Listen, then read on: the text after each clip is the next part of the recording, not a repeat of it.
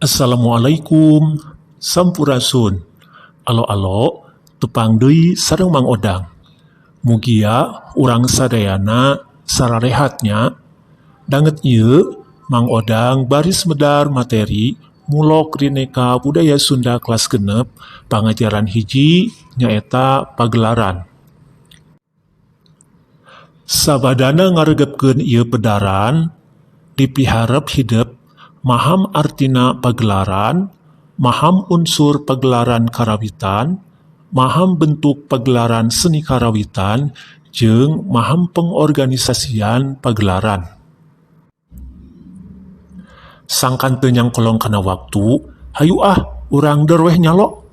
Tapi saacan Mang Odang mendar ngeunaan pagelaran, tengetan heula ku hidep video ieu.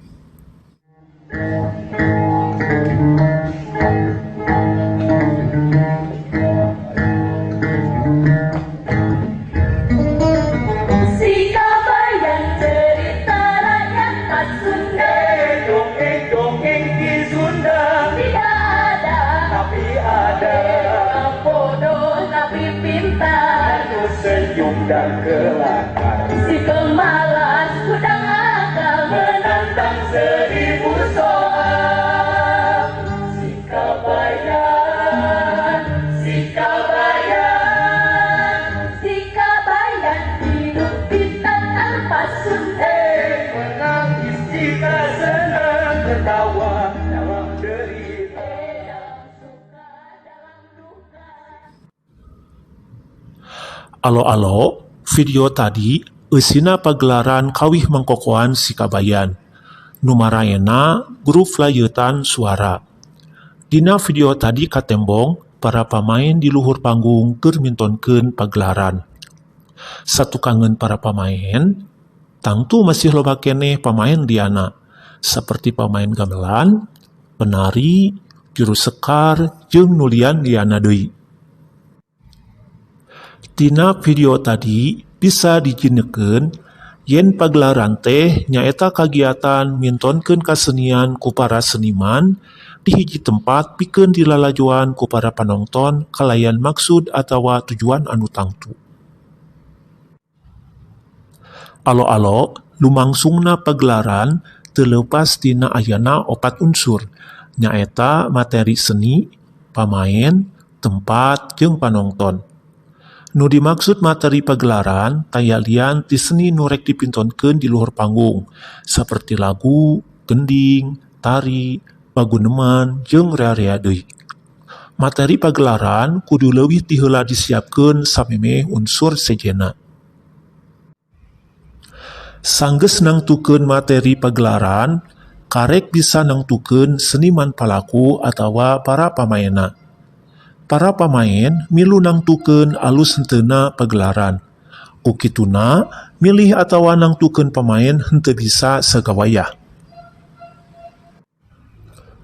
Alo-alo, salian seniman palaku atawa pamain, aya oge tempat jeung sarana pagelaran. Tempat lumangsungna pagelaran lain ngan ukur sawates panggung, tapi ngawengku sarana sejenna, saperti sarana tata sora, sarana tata lampu, sarana tempat yuk panonton, kaasup sarana kedangdan para pamain. Alo-alo, lalajo pagelaran, kaasup pagelaran karawitan, kaasup salah sahiji pangabutuh batin. Lalajo nu nya-nya bisa ngaleupaskeun kasumpeg hate sanajan ukur saharitaeun. Tapi teu saeutik tina tontonan aya anu napel kabawa ka imah. Malah aya nu bisa ngarubah sikep. Nu tadina barangasan, bisa jadi leeh hatena jadi jalma nyaahan jeung asihan. Ku kituna, nu lalajo teu bisa disapirakeun. Malah aya nu nyebutkeun yen dina pagelaran mah nu lalajo teh dianggap raja. Pagelaran sakumaha alusna, taya hartina mun eueuh nu ngalalajoan. Alo-alo, pagelaran karawitan teh rupa-rupa bentukna. Ditilik dina maksud jeung tujuanna di pasing-pasing jadi 5, nyaeta anu kahiji pagelaran resmi.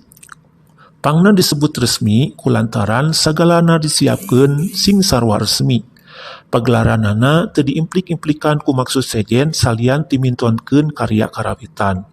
Tempat pagelaranana oge lain di panggung biasa, tapi di gedong kasenian.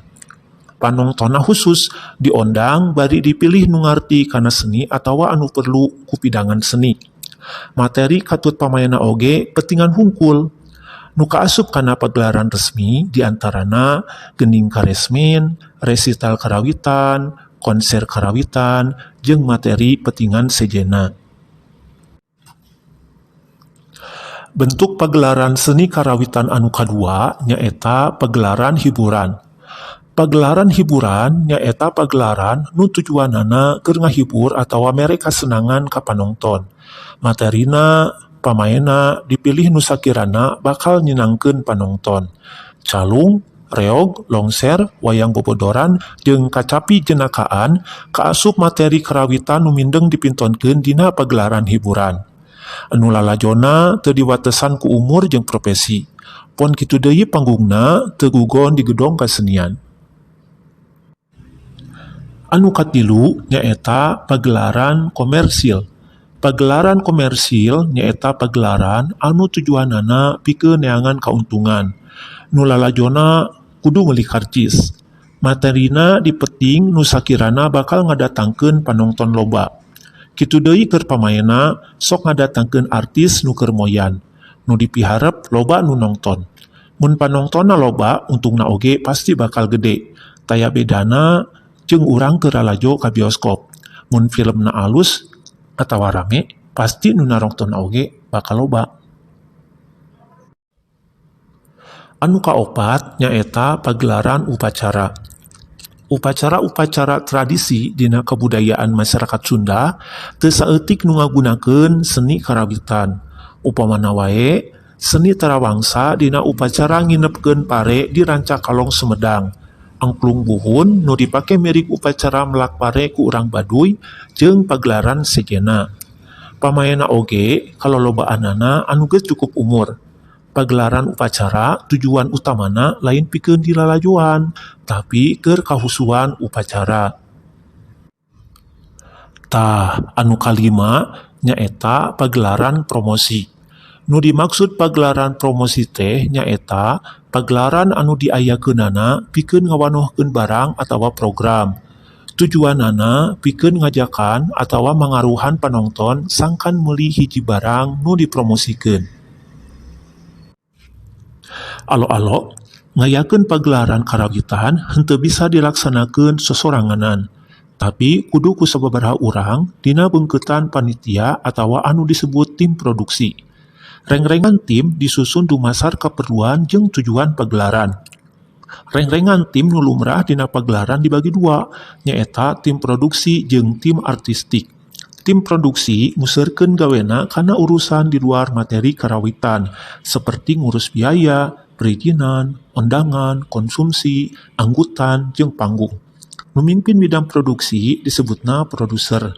Tim artistik nguseurkeun gawena kana urusan nu aya patula patalina langsung jeung seni karawitan.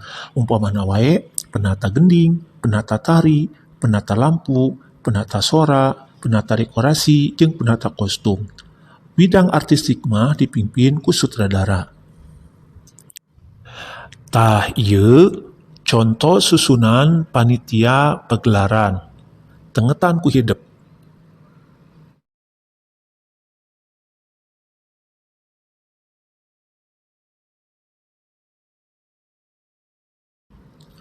Tah, kitu geuning lo, pedaran timbang odang ngeunaan pagelaran teh. Sok sanajan sasieun sabenyeureun, mudah-mudahan aya mangfaatna jang hidep. Cag sakitu heula nya lo. Wassalamualaikum. Permios.